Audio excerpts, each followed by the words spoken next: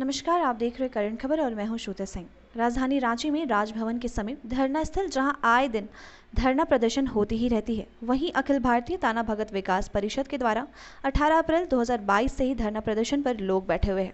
आज की इस वीडियो में हम जानेंगे कि आखिर किस विषय पर यह लोग धरना प्रदर्शन पर पिछले 2 महीने से ज्यादा दिनों से बैठे हुए हैं। आइए हम जानते हैं।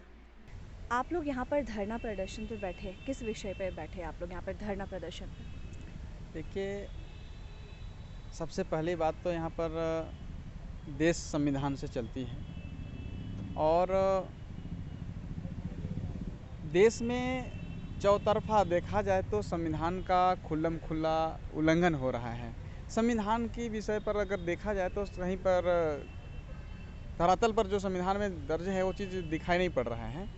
तो हम लोगों को यहाँ पर झारखंड में 5वीं अनुसूची क्षेत्र जो है, यहाँ पर एक संविधान के अंदर संविधान है जो 5वीं अनुसूची के नाम से जाना जाता है और 5वीं अनुसूची के अंतर्गत स्वतंत्र रूप से शासन, प्रशासन और नियंत्रण करने का अधिकार आदिवासियों को दिया गया है। लेकिन यहाँ पर किसी को स्वतंत्र रूप से जीने का स्थिति में दिखाई नहीं पड़ रही है, अर्थात संविधान का खुल्लम खुल्ला उल्लंघन होता महसूस हो रहा है और ये दिख भी रहा है। तो हम सभी यहाँ पर ये कहने के लिए बैठे हैं कि आप प्रदेश में राज्यपाल महोदय को कह रहे हैं कि संविधान का आप उस संवैधानिक पद में विराजमान हैं, तो आप यहाँ की जनता के प्रति संविधान में दर्ज हुई है इसको देखते हुए धरातल पर अमल हो, इसके लिए उनको आगाह कर रहे हैं कि आप देखिए यहाँ की जनता किस स्थिति में रह रही है, यहाँ के लोग कैसे जीवन यापन कर रहे हैं आपके रहते हुए और ये इस संविधान के रहते हुए। क्योंकि मूल रूप से ये संविधान को अगर समझा जाए तो पूरे दुनिया की संविधान से बिल्कुल भिन्न और सबसे बड़ा और सुंदर है। इसके बावजूद ऐसा परिस्थिति देखने को मिलती है तो बहुत ही दुख महसूस होती है। आप लोग यहाँ 18 अप्रैल से बैठे हुए हैं, उस दौरान अभी तक आप लोगों को किन किन परेशानियों का सामना करना पड़ा है? जी बिल्कुल, आप सब जानते हैं कि हमारा भारतवर्ष ही नहीं बल्कि पूरे दुनिया प्रकृति से जुड़ा हुआ है। उसमें से भारत की जो प्रकृति की सुंदरता एक अलग ही रूपरेखा देखने को मिलती है। गर्मी में कड़ाके की गर्मी मिलती है, बरसात में भी बरसात का एक अलग ही रंग देखने को मिलता है।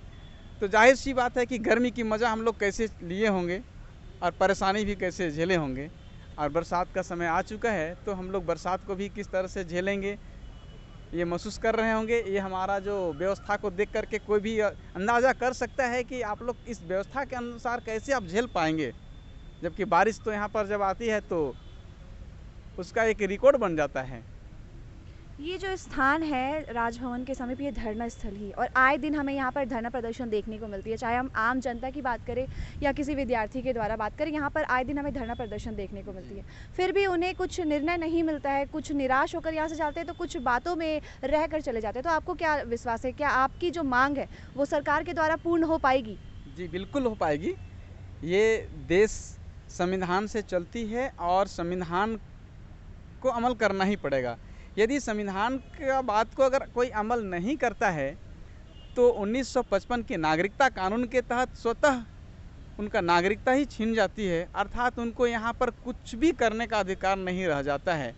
तो ये बात को उन लोगों को दिमाग में बैठा लेना होगा कि मैं नागरिकता अधिनियम के अंतर्गत में हूँ या नहीं हूँ। अगर मैं संविधान को नहीं मानता हूँ तो मुझे इस नागरिकता अधिनियम के अंतर्गत उससे बाहर होना पड़ेगा। ये कानून से उनको बरी कर दिया जाएगा कि वो यहाँ का नागरिक नहीं हो सकता है। तब तो फिर ये मजबूरी हो जाएगा ना उनको अमल कराना, क्योंकि वो संवैधानिक पद में बैठे हुए हैं। तो जाहिर सी बात है कि इनको करके देना ही पड़ेगा, और नहीं करते हैं तो सबसे पहले उनको अपना नागरिकता के लिए ही भीख मांगना पड़ेगा, यहाँ की जनता से भीख मांगना पड़ेगा कि देखो मैं इस संवैधानिक पद में रहते हुए मैं संविधान का उल्लंघन किया और आज मैं धरना प्रदर्शन हमें देखने को मिलती है कि उसके पीछे का क्या कुछ कारण हो सकता है, क्योंकि जो सरकार है वो गठबंधन की सरकार है। क्या सरकार से आम जनता जो है वो खुश नहीं है, इसलिए हमें आए दिन यहाँ पे धरना प्रदर्शन देखने को मिलती है? जी बिल्कुल, सरकार का मतलब ही होता है कि जनता का चहुमुखी विकास हो, या जनता की मूल आवश्यकता होती है उनको कैसे पूर्ण किया जाए, उनकी समस्याओं को कैसे दूर किया जाए। लेकिन ये चीज़ जब नहीं हो पाती है तो लोगों को मजबूरन धरना दे करके या पत्राचार के माध्यम से या आप मीडिया बंधुओं के माध्यम से आगाह करना पड़ता है, सूचना देना पड़ता है। लेकिन ये भी जब निराशा हो जाता है तो लोगों को मजबूरन यहाँ पर धरना देना पड़ता है। भूखे प्यासे भी लोग बैठते हैं।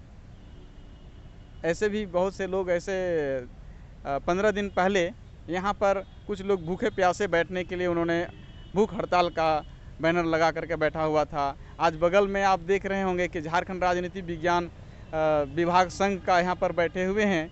ये लोग भी अनिश्चितकालीन धरना को बैठे हुए हैं। तो कहीं ना कहीं पर आप जनता के प्रति या यहाँ की लोगों के प्रति जो संविधान में जो संवैधानिक अधिकार है उसका हनन किया जा रहा होगा, तभी ये लोग अपना हक अधिकार के लिए गुहार कर रहे हैं। और ये सही कर रहे हैं इसलिए कि वो संवैधानिक बात को समझ रहे हैं, तब तो कर रहे हैं।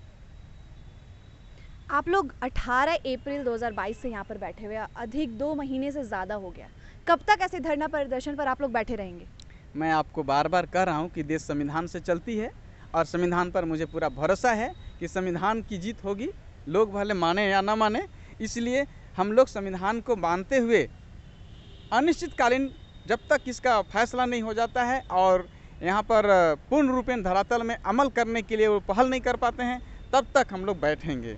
आगे की रणनीति क्या है आपकी? आगे की रणनीति हम लोग का यही है कि अगर आप रियल में संवैधानिक पद पर बैठे हैं और यदि किसी कारण से आप अगर नहीं कुछ कर पा रहे हैं तो सबसे पहले तो उनके साथ हम लोग बैठ करके एक वैचारिक जो बात होता है समझौता करके देखेंगे कि आप क्या करना चाहते हैं, क्या इसको जानना चाहेंगे। और यदि ये नहीं कर पाते हैं तो फिर हम लोग राज्यपाल के प्रति महाभियोग करेंगे, इसलिए कि आप संवैधानिक पद में होते हुए ये कार्य को नहीं कर पा रहे हैं तो फिर आप कौन सा पद में होकर के काम को करेंगे। ये चीज़ करना पड़ेगा हम लोगों को। यहाँ पर आप लोग 2 महीने से ज़्यादा धरना प्रदर्शन पर बैठे, कितने लोग आप लोग यहाँ पर इकट्ठा हुए हैं धरना प्रदर्शन के लिए? ये हम लोग पिछले वर्ष 2021 के नवंबर दिसंबर से हम लोग कंटिन्यू यहाँ पर धरना प्रदर्शन अब रोड शो करते हुए पद यात्रा करते हुए हम लोगों ने किया है। कभी कभी हम लोगों की संख्या 10,000 तक की संख्या यहाँ पर आया है। आज जो आप देख रहे होंगे कि यहाँ पर कुछ गिने चुने लोग ही यहाँ पर बैठे हैं, इसका मतलब ये नहीं कि केवल यहाँ पर कुछ ही लोग हैं, मुट्ठी भर के लोग हैं, ऐसा नहीं है। ये गांव स्तर में हमारे लोगों को समझाया जा रहा है कि हमारे साथ लोगों ने कैसे छल कर रहा है, संविधान का कैसे खुल्लम खुला उल्लंघन कर रहा है। ये चीज़ की जानकारी लोगों तक जन जन तक पहुंचाने के कारण से यहाँ की संख्या कम दिखाई पड़ रही है। लेकिन बात ये नहीं है, हमारे पास संख्या भरपूर है। आपको पता होगा कि लातेहार डिस्ट्रिक्ट में जिला समाहरणालय को भी ताला बंद किया था, और उससे पहले आपको पता होगा लोहरदगा जिला में भी काफ़ी हो हंगामा हुआ था। गुमला डिस्ट्रिक्ट में भी डीसीएसपी के सामने टेबल ठोकने तक की नौबत आई थी। तो आखिर ऐसा क्यों? ये संवैधानिक पद के होने के बावजूद भी हम लोगों को यो बताना पड़ता है, तो ये शर्म की बात है। आखिर संवैधानिक पद की गरिमा को बचा पाने में या तो वो सक्षम है या तो फिर जनता के प्रति उन लोगों को विचार ही नहीं है कि हम इनको जो सेवा देना चाहिए, जो हमारा दायित्व है, उस चीज़ को पहल कर पाएँ। आपने बताया कि आप लोग जब धरना प्रदर्शन किए थे उसमें कुल 10,000 से ज़्यादा लोगों की संख्या भी थी। 10,000 लोग जो थे वहाँ पर, उनके बावजूद आप लोगों की जो मांग है वो पूरी नहीं हो पाई। इसके पीछे का कारण क्या हो सकता है? जी बिल्कुल, यहाँ पर मैं आपको एक एग्जाम्पल के तौर पर बताता हूँ और उदाहरण भी आप देखिए कि प्रदेश में पूजा सिंघल सबको जानते हैं कि एक आईएएस थी, जो आईएएस होने के बाद में यहाँ पर पूरे झारखंड काल में मैंने 22 साल तक ये लगातार रही, और उनके कार्यकाल में कहाँ से कहाँ तक क्या क्या घोटाला हुई, इसका एक उदाहरण आपको देखने को मिला होगा। तो जो व्यक्ति को खाने की लूट करके खाने की जो आदत है, वो कभी अपना जगह को छोड़ना नहीं चाहता है। तो झारखंड खनिज संपदा से भरा हुआ राज्य है और यहाँ पर देखता है कि चौतरफा लूटने का, ठगने का आई थी। तो आखिर ऐसा क्यों? ये संवैधानिक पद में होने के बावजूद भी हम लोगों को यो बताना पड़ता है, तो ये शर्म की बात है। आखिर संवैधानिक पद की गरिमा को बचा पाने में या तो वो सक्षम है या तो फिर जनता के प्रति उन लोगों को विचार ही नहीं है कि हम इनको जो सेवा देना चाहिए, जो हमारा दायित्व है, उस चीज़ को पहल कर पाएँ। आपने बताया कि आप लोग जब धरना प्रदर्शन किए थे उसमें कुल 10,000 से ज़्यादा लोगों की संख्या भी थी। 10,000 लोग जो थे वहाँ पर, उनके बावजूद आप लोगों की जो मांग है वो पूरी नहीं हो पाई। इसके पीछे का कारण क्या हो सकता है? जी बिल्कुल, यहाँ पर मैं आपको एक एग्जाम्पल के तौर पर बताता हूँ और उदाहरण भी आप देखिए कि प्रदेश में पूजा सिंघल सब कोई जानते हैं कि एक आईएएस थी, जो आईएएस होने के बाद में यहाँ पर पूरे झारखंड काल में मैंने 22 साल तक ये लगातार रही और उनके कार्यकाल में कहाँ से कहाँ तक क्या क्या घोटाला हुई, इसका एक उदाहरण आपको देखने को मिला होगा। तो जो व्यक्ति को खाने की, लूट करके खाने की जो आदत है, वो कभी अपना जगह को छोड़ना नहीं चाहता है। तो झारखंड खनिज संपदा से भरा हुआ राज्य है और यहाँ पर देखता है कि चौतरफा लूटने का, ठगने का अच्छा माध्यम बनाया जा सकता है। अपना जीविकोपार्जन के लिए अच्छा यहाँ पर रणनीति बनाया जा सकता है। अब देखिए यहाँ की जनता को आप देखेंगे कि कहीं पर भी बेहतर शिक्षा हो पाए, बेहतर सुविधा हो पाए, ऐसा कोई प्रावधान आपने देखा है? नहीं ना। इसका पीछे एक ही कारण है कि यहाँ की जितना भी जनता को मूर्ख बना करके रखेंगे, उतना लंबा समय तक हम शासन करेंगे।